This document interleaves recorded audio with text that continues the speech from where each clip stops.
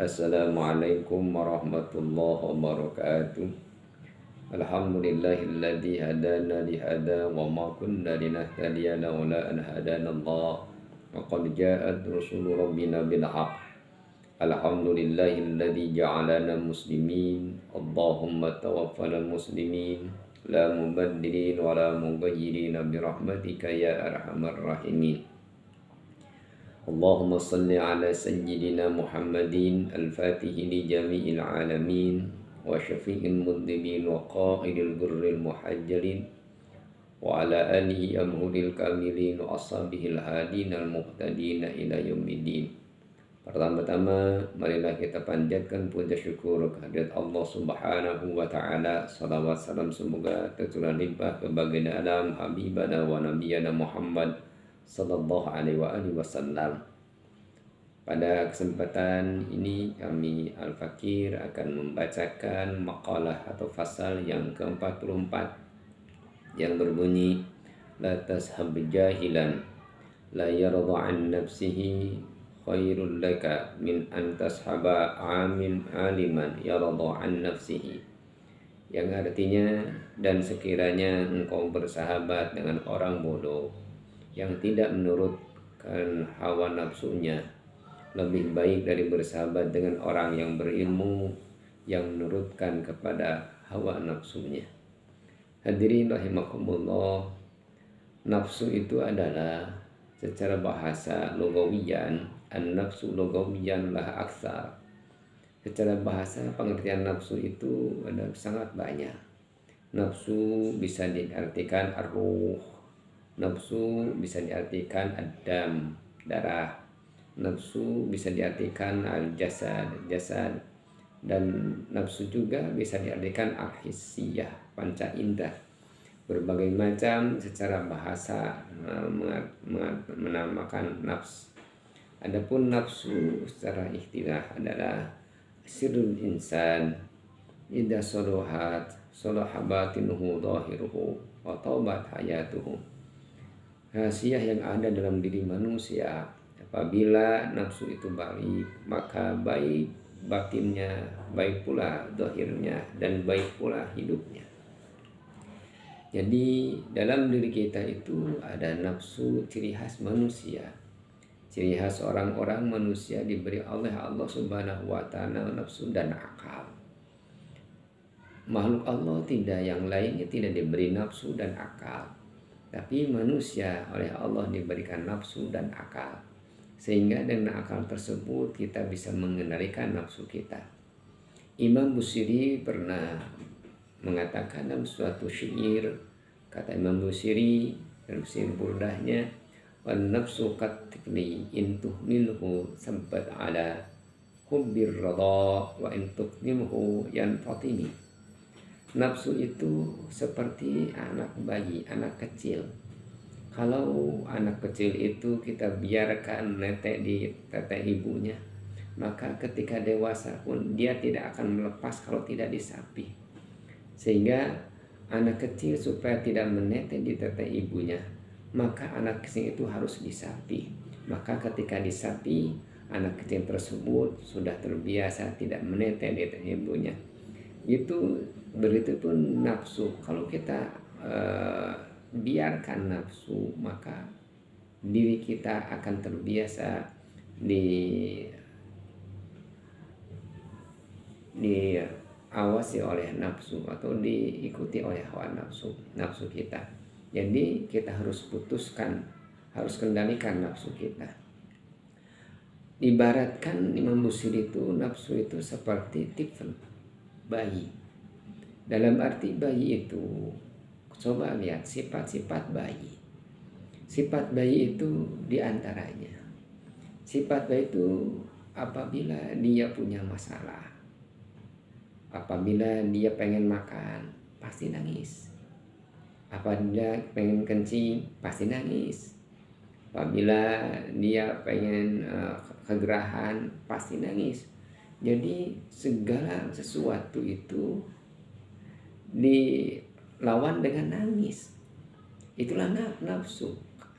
Kalau umpamanya kita seperti bayi, apabila datang masalah itu dengan sedih, maka masalah itu harus kita hadapi.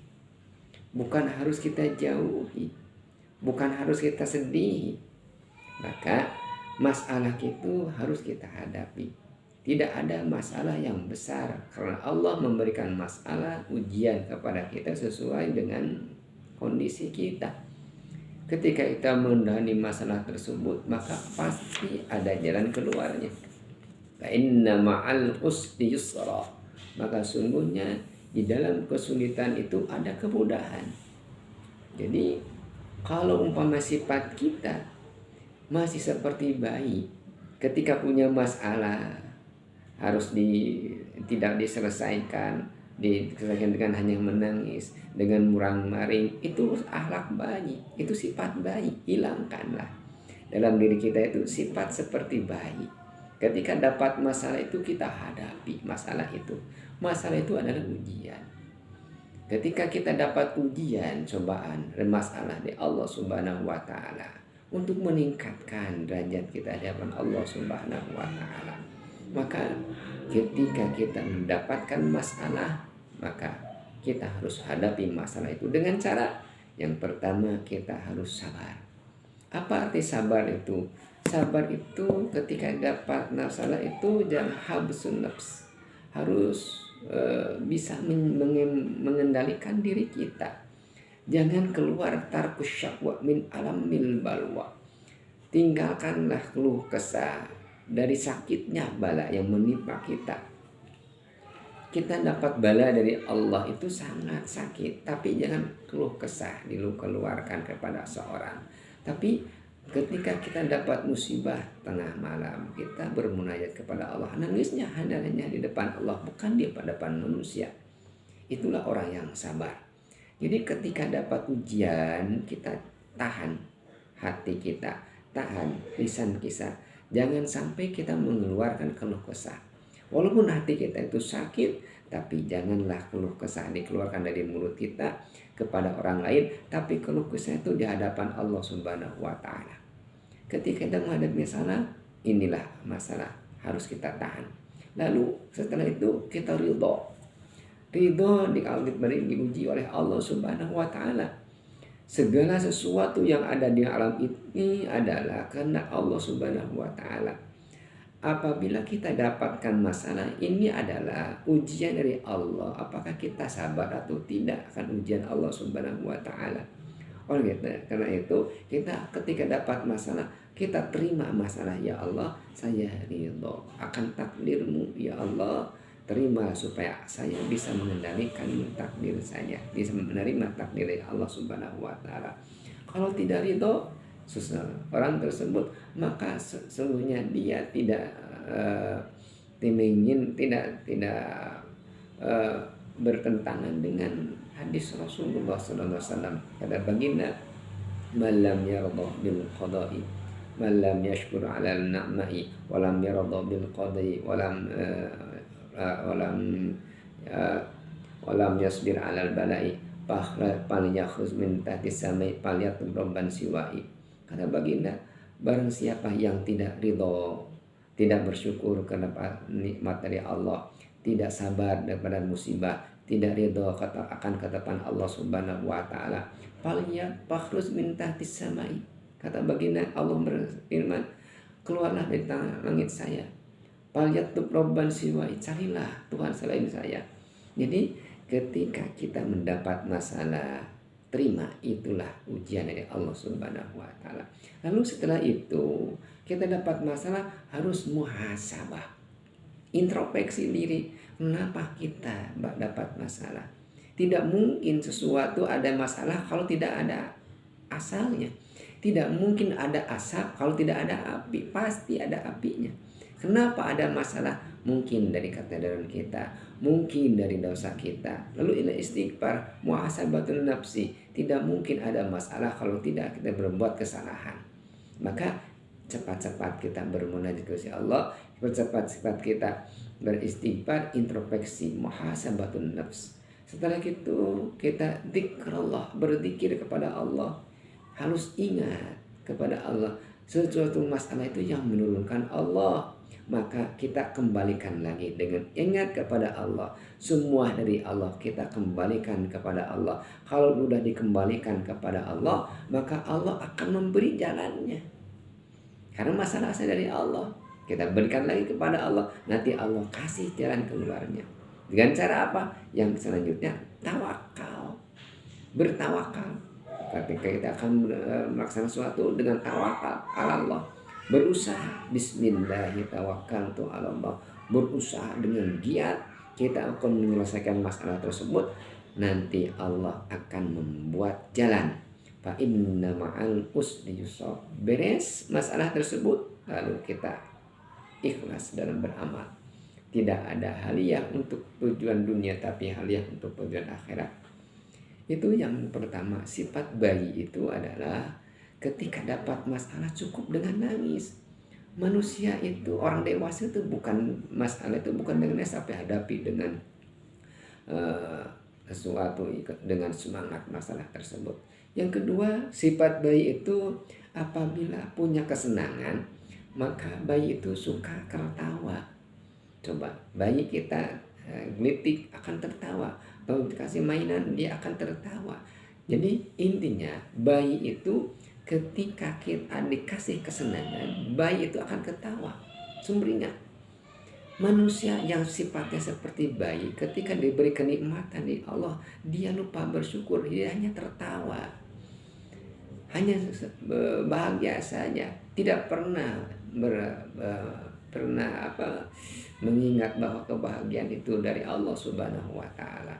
Oleh itu, jangan sampai kita kebablasan ketika kita mendapatkan nikmat dari Allah Subhanahu wa Ta'ala. Jangan berbahagia. Bisa jadi kebahagiaan itu, ketawa itu bisa menimbulkan kesengsaraan. Maka ketika kita mendapati nikmat dari Allah Subhanahu wa Ta'ala, bukan hanya tertawa, tapi harus pertama bersyukur. Ucapkan dulu syukur kepada Allah dengan ucap alhamdulillahirabbil alamin. Bahkan nikmat sekecil apapun harus diucapkan dengan syukur. Alhamdulillah. Jangan sampai nikmat kecil tidak kita syukuri. Karena kalau kita tidak syukur dengan nikmat yang kecil, Allah tidak akan memberikan nikmat yang besar. Kata baginda, ushkuril qalil hatta ya'tiyakal katsir. Bersyukurlah kepada nikmat yang kecil supaya datang nikmat yang besar.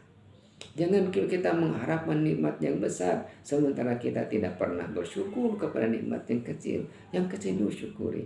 Jangan melihat nikmat itu, tapi lihatlah siapa yang memberi nikmat. Kalau kita merasa bahwa yang memberi nikmat itu Allah Subhanahu wa Ta'ala, maka kita akan merasa bangga dengan nikmat yang diberi Allah Subhanahu wa Ta'ala. Setelah bersyukur, maka kita harus berjaga diri, harus nafs, jaga diri kita.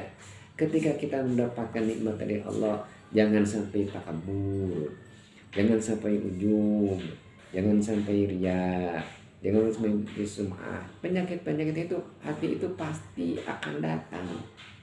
Dan kita mendapat kenikmatan dari Allah Subhanahu wa Ta'ala, mau nikmat harta, mau nikmat pangkat, mau nikmat jabatan, mau nikmat segala nikmat yang dari Allah Subhanahu wa Ta'ala, akan timbul penyakit-penyakit, sombong, pengen lihat orang lain, riya, pengen merasa bangga diri sendiri, ujub, sehingga hilanglah rasa syukur kita kepada Allah karena kita tidak bisa menjaga diri. Merasa sesuatu kena senang itu kita, padahal kesenangan itu dari Allah Subhanahu wa Ta'ala. Sifat Allah yang disimbolkan dari kepada kita. Allah Maha Ghani, kita diberi kekayaan Allah. Allah Maha Alim, kita beri kepintaran dari alimnya Allah. Kita diberi aziz, kegagahan dari kepangkatan di kegahnya Allah Subhanahu wa Ta'ala. Jadi hadapi nikmat itu dengan bersyukur dan habsun nafsi, jaga diri kita jangan sampai lupa diri dan daratan.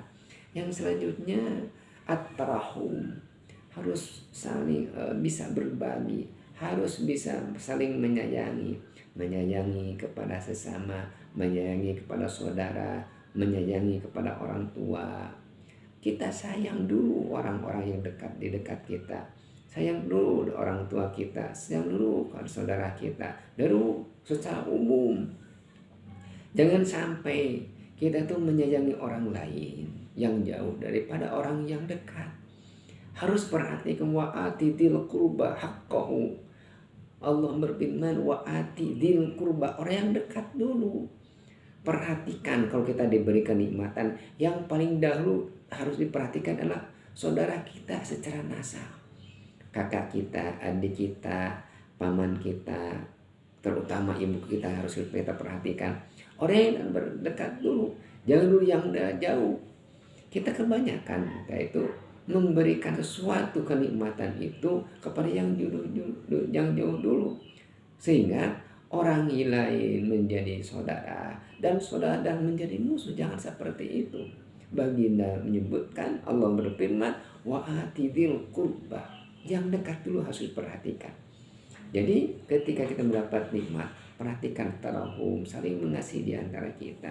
Lalu at-tahaddus, sebut-sebut, tapi dengan niat lillahi ta'ala, supaya nikmat kita itu, syukur kita itu orang lain tahu bahwa kita syukur, bukan karena ingin riya, tapi supaya orang lain pun ketika dapat nikmat bisa berbagi sama orang lainnya, sama yang lainnya.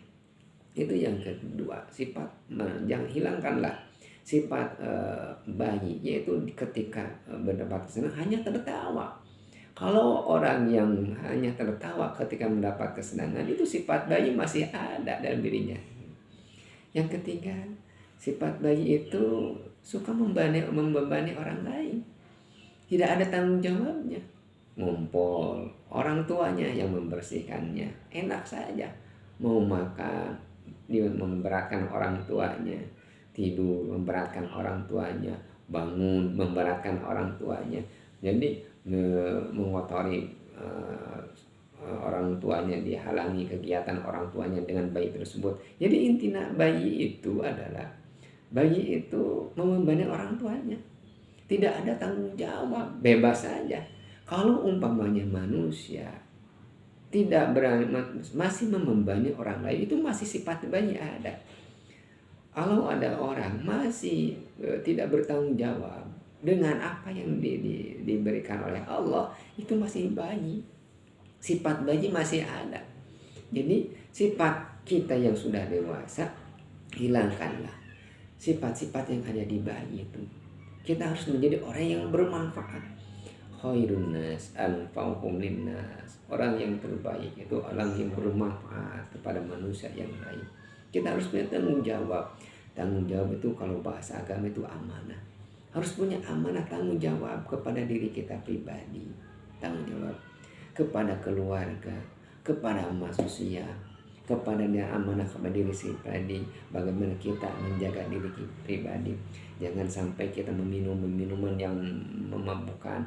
Jangan minum makanan yang tidak halal dan haram, akan mengakibatkan kejelekan bagi diri pribadi kita. Jangan sampai kita merubah ciptaan Allah Subhanahu wa Ta'ala. Kita jadikan laki-laki, jadikan laki yang tulen, kita jadi perempuan yang solehah. Ya, jangan merubah ciptaan Allah. Itu amanah, karena diri kita itu amanah. Jangan sampai dirubah. Kita harus jaga kesehatan kita. Menjaga kesehatan itu adalah pahala, itu amanah di Allah. Kita punya mata, dijaga kesehatannya. Kita punya telinga, dijaga kesehatannya. Kita punya jantung, dijaga kesehatannya. Panca indera kita itu harus dijaga kesehatan. Itu amanah di Allah Subhanahu wa Ta'ala. Kita bagaimana merawat diri. Jangan sampai kita jadi orang yang tidak merawat diri, kotor, kocal. Itu tidak baik.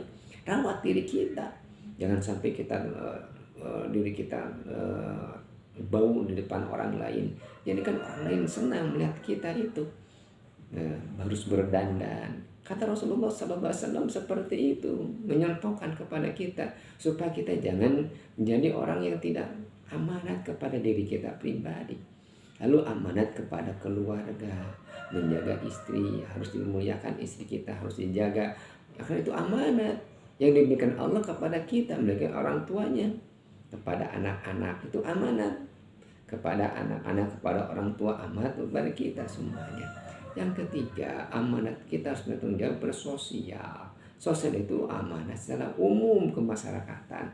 Kita buat ibadah itu bukan hanya untuk ritual, tapi ibadah itu untuk sosial. Ibadah itu, kita itu sering mengucapkan ingin menjadi orang soleh. Sementara takrif soleh kita tidak tahu. Padahal soleh itu adalah al-qaim bihukukillah wa hukukil ibad. Yang disebut soleh itu bukan orang yang rajin berpuasa saja, bukan orang yang rajin sholat saja di masjid saja, bukan orang yang rajin bersedekah saja, bukan orang yang baca Quran saja, tapi orang yang soleh itu adalah al-qaim bihukukillah wa hukukil ibad. Orang yang melaksanakan hak Allah itu ibadah ritual, wa hukukil ibad, dan ibadah sosial itu orang yang soleh. Jadi kita sudah melaksanakan ibadah ritual, kesempurnaan kesolehan itu dengan ibadah sosial. Itu amanah yang diberikan oleh Allah kepada kita. Dan bayi itu tidak mungkin seperti itu. Hilangkanlah sifat-sifat nafsu yang ada dalam diri kita. Ya seperti bayi. Wan nafsu katibli intuh min hubbar hub'a sabba ala radha hub ala hubbir radha intuh inu yan patimi. Nafsu itu seperti anak bayi. Kalau tidak dihilangkan, kalau kita disapi, maka terus ketika dewasa dia tidak mandiri karena tidak ada pendidikan dari orang tuanya. Terima kasih atas perhatiannya. Mohon maaf atas perkenannya. Wallahumma fiqil aqam li tariq. Wassalamualaikum warahmatullahi wabarakatuh.